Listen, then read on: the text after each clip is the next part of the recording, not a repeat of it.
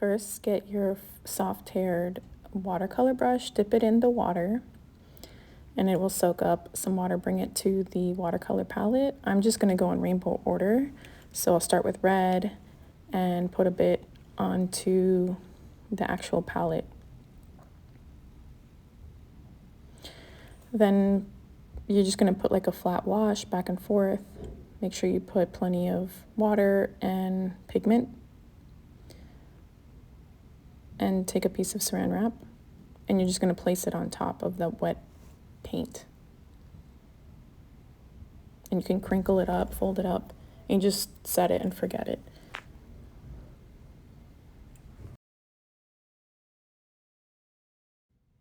In the next section, we are going to do a gradient. We're going to let it dry and come back with another hue and do some glazing. Make sure your brush is clean because you're going to get a new color. If you'd like, you can choose any other color, but like I said, I'm going in rainbow order. So I'm going to choose orange and do a gradient. So I'm going to start heavy with the paint and then take some of the paint off by dipping it in the water. And you can already see that it's gotten lighter. Okay, and you're just going to go back and forth. You don't want to go too much back and forth because you'll rub the paper too much and it'll like make it rough. But that's basically the gradient right there, going from dark to light.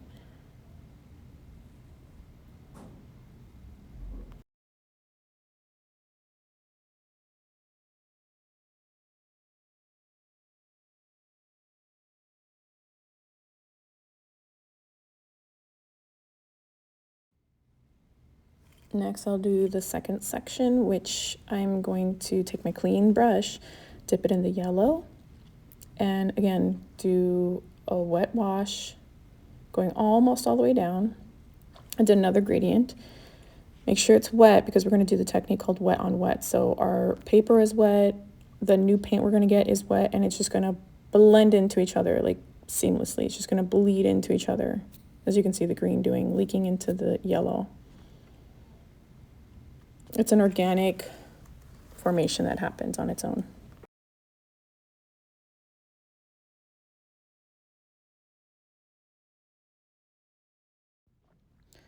For the fourth section, we are going to be doing what's called sgraffito, which means to like scratch into. So take something sharp, paper clip, scissors, and just make some indentations on your watercolor paper in that section. Then you're going to take your wet brush. I'm just going for green, and I'm going to lay some paint in there. And what will happen is more of the pigment will sink into the scratches, the scratched areas. Could be useful for doing grass or a seaweed.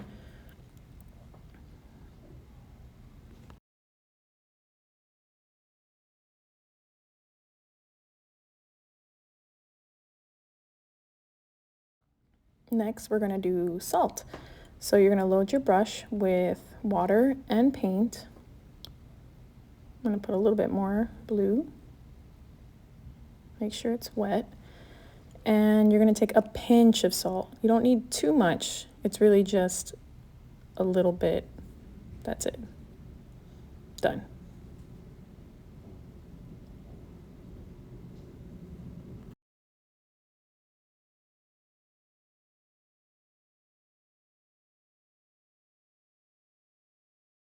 For this section, we're going to take a white crayon and you're just going to put some scribbles.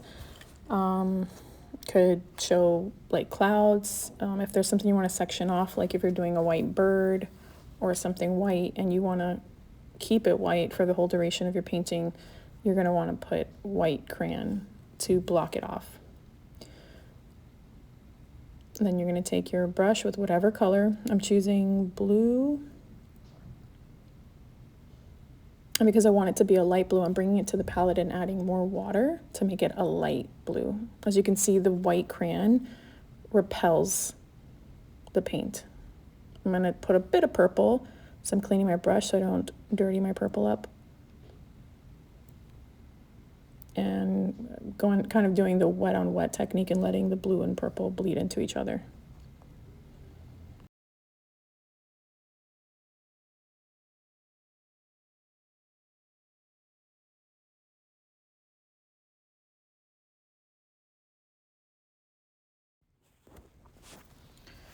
So I'm loading my brush with water and some purple.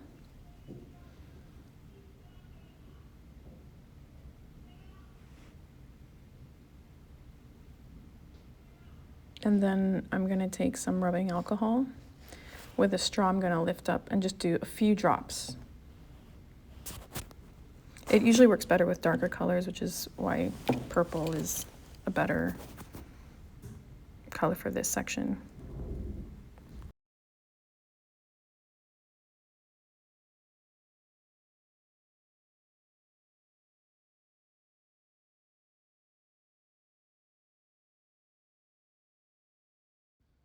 Next, we're going to do a section called Lift Off, which you're just going to put a wash of whatever color you want. You could even test out a wet on wet if you want to. And we're going to lay a paper towel or something to soak up some of the paint. And this could be useful if you've made a mistake or maybe put too much color, too dark of a color, and you can lift it back up with paper towel as long as it's wet. And usually if it's the mistake, you want to get it right away and not wait too long, because then the pigment starts soaking into the paper.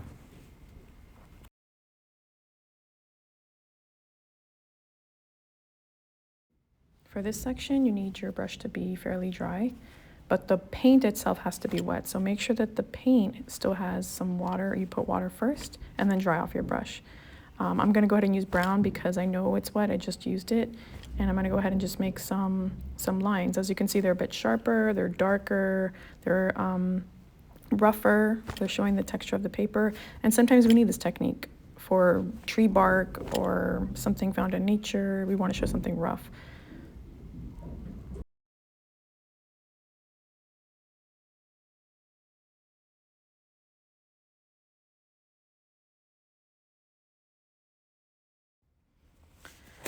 For a moment, we're gonna go back to the second one, the gradient, because we're gonna do a bit of glazing. So just choose whatever color. Right now it's dry, so when I go on top of it, I wanna make sure it's dry. I wanna do some stripes. I'm gonna change the color. I was gonna do red, but I wanna do yellow because I want you to see the coolness of watercolor, which is when you do a transparent layer over another layer that's already dried, which is a great technique and sometimes necessary, especially when doing water. You want to maybe do a wash in the background and then another layer on top to show different, layers and building up your painting. So as you can see, I used yellow. Could also make it lighter, but I made it darker so you could see. But even on the edge, a translucent yellow over the orange, and the orange is still coming through. Okay, now let's do some splatter, which that got out of control a little bit, so you can maybe use your finger. Again, this could be necessary for a specific thing. Maybe you're doing some sand or you want to give a bit of texture, but it can be messy, so try and keep it controlled. Next, I'm going to do a gradient wash, which I'm going to blend two colors into each other. We've kind of already done that, but I want to make it like completely going from like a dark color to another color. So I'm going to start with black. Make sure I, make it light.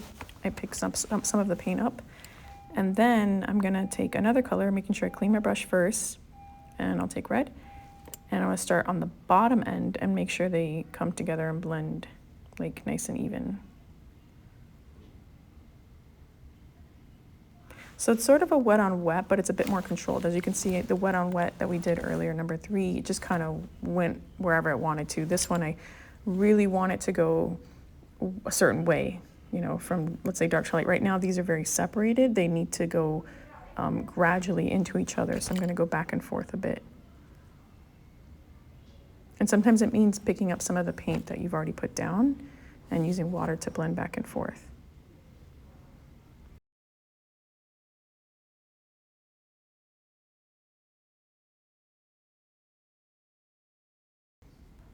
It can be tricky because you don't want to go too much back and forth. You'll start making a hole in your paper and you'll see a lot of the texture being disturbed on the paper. So at some point you just got to let it go. And the last one, you're just going to do a flat wash. You're just going to put a layer of whatever color you want. and let it do its thing, and you'll see that when it dries, it's going to have darks and lights of this particular color. And that's it. You're going to let it dry. If your saran wrap is done, for this one I actually didn't use saran wrap. I used what was like a press and seal, so it doesn't have the same exact effect as saran wrap, but if it's dry, you take it off. So the last thing I want to show you is how to clean your palette. There are going to be some times where you get a palette and it's dirty, like someone used a dirty brush and they put it in another color. So I'm doing that right now on purpose, but this is not something you're supposed to do. So let's say you get your palette and it has a darker color like blue or black in it. What you're going to do is make sure you have a clean brush. You should really have clean water too. But anyway, you're going to slowly pick up that dark color. You're going to clean the red basically back to red. And then that's basically it. That's it.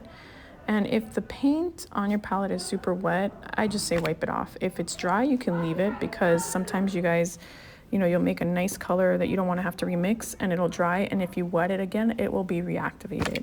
And that's it. Make sure your brush is clean and you put it in the palette and you're done.